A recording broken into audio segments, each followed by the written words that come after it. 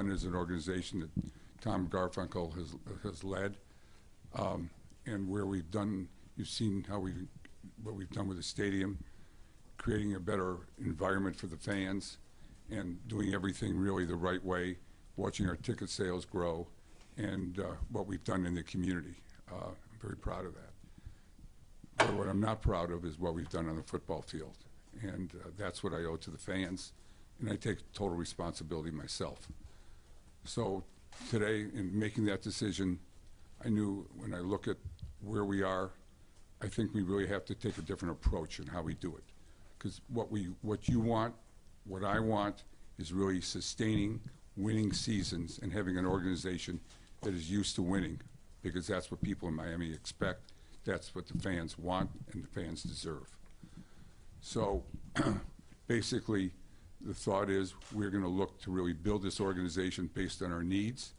And if it takes a year or so, 2 years, 3 years, we're going to be there, and we're going to be an organization. Fortunately, we're looking around that we have someone within the organization that I believe can do the best job of anybody in leading us to that, and that is Chris Greer.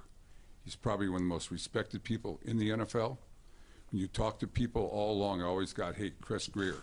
I mean, a lot of people really haven't dealt with him. He's been the guy behind the scenes and making a lot of the personnel decisions, but not leading the organization. Chris will have total responsibility in leading the organization. He will work together with a new coach. He will make all football decisions and report to me.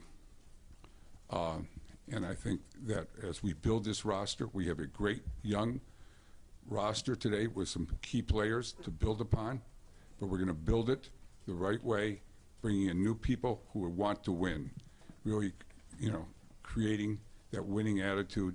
And as you've seen with some of the recent players we brought in, it's about winning and loving football. And that's what this organization is going to be. What I like to say is they're going to have the heart of a champion. And that's what we're going to be all about.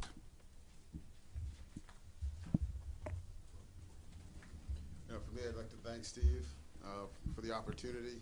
It's a bittersweet day. Adam and Mike are good men. It's always a tough day, around the league this day. But Adam gave me blood, sweat, and tears for this organization. He's a tireless worker. I have no idea he's going to go on to great things. And the same with Mike. Learned a lot from Mike. Very grateful to him. And it's hard on them. You think about their families going forward. I know Steve had a very tough decision, and I said I didn't know anything going on really until this morning. So again, looking forward to the future. I'm excited that Steve has entrusted me to lead the organization. I think some of you that have followed us kind of know a little bit of my background and what I believe in, and so those people that have mentored me over the years, and I've talked to them, and there's kind of a way I believe in building a football team, and going forward, that's what we're going to do. And the ultimate goal is to win Super Bowls and championships and be a consistent winner, as Steve said. It's not about winning 1 year and then falling back and doing. We want to build this thing the right way, where it's long, sustained success, where the fans are happy, Steve's happy, and we're winning for long periods of time. All right, so we'll open it up to questions. Steve, there was a report today that you had asked Adam to give up control that he had contractually over the 53-man roster. Is that accurate? And if he had said yes, would he still be coach? That is not accurate. It was never discussed.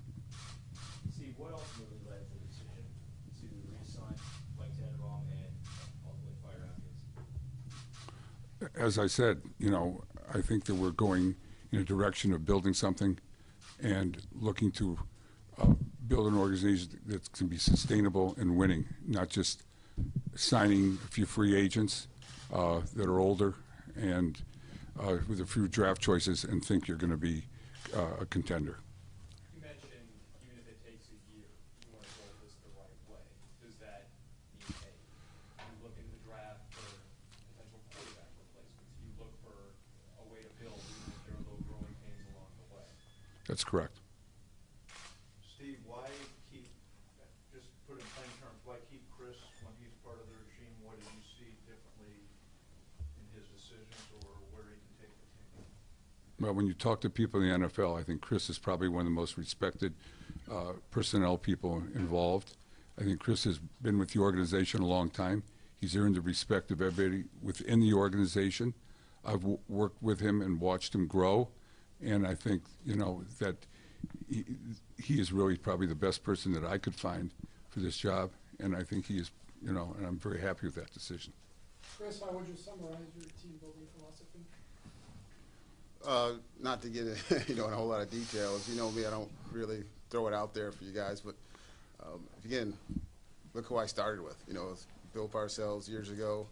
I've worked with Pete Carroll, as we talked about, Coach Belichick, Coach Saban. I mean, there's a lot of those guys, and a lot of that has influenced me. You know, and I talk to those guys still about a lot of different things, and I just have strong beliefs of what I believe in, how football teams win and how they're built, and so I shared that with Steve. We had a good conversation, and that's going to be our plan going forward. Chris, what do you think the number one ingredient this team is missing? I just think the biggest thing we've had here over the years is, you know, we went 10-6, then we had the injuries, and then we, you know, suffered 6-10, then 7-9.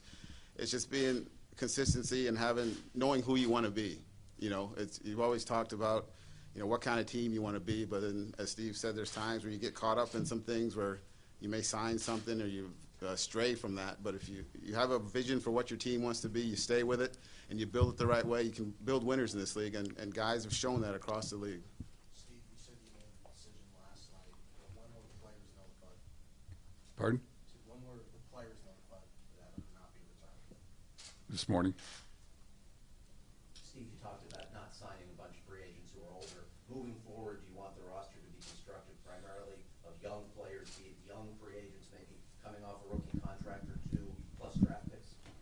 Correct. I want players who love football, who want to win, where winning is the most important thing. Chris, do you have any sort of timetable in terms of hiring a coach? We're starting that process immediately, you know. So for us, as soon as we finish this press conference, I'm going to go upstairs and get working on it right now. Chris, is it important that the next head coach have prior NFL head coaching experience?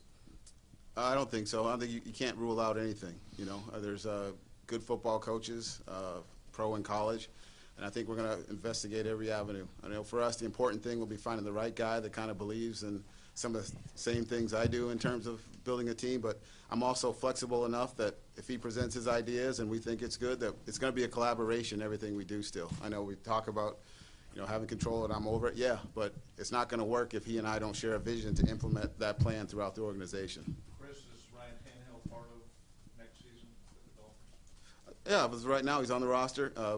Again, the next head coach is going to come in and he'll evaluate the roster as well, and so again, we'll work through that once that guy's hired. We'll take a couple more. Steve, just the thinking and parting ways with Coach Gase, why did you ultimately feel like that was the right thing to do? I mean, I think Adam wants to win and win now, and I don't think he's in going to his fourth year, and doesn't really, you know. I think he wants to win, and I think as every coach, in your fourth year, you feel you have to win, you know. And have you indicated this might be a rebuilding program where winning immediately wouldn't necessarily happen, ideally, but not necessarily? Well, I mean, I think we have a lot of great players, a great nucleus to form. You know, when we win on a sustainable basis, I can't tell you which year that's going to be, but we're going to do what it takes to build the organization, you know, piece by piece, so that we have the right players that will be here to build that winning tradition and bring it back. Steve, is this the first time you stepped back and said, let's do it this way? Because you said it's a different approach. Yeah, I mean, if you look back, look what we've done every year since I've been here. And if we keep doing that, you know, where are we going to be? You know, we'll be anywhere from, 6-10 to 10-6. You know, that's not good enough. So, Steve, are you saying you're willing to maybe go through some years of 3-13 to ultimately become an elite team? I would hope I don't have to go 3-13, but whatever it's going to take, we're going to build that organization with the right players that want to win. They're coming here to win.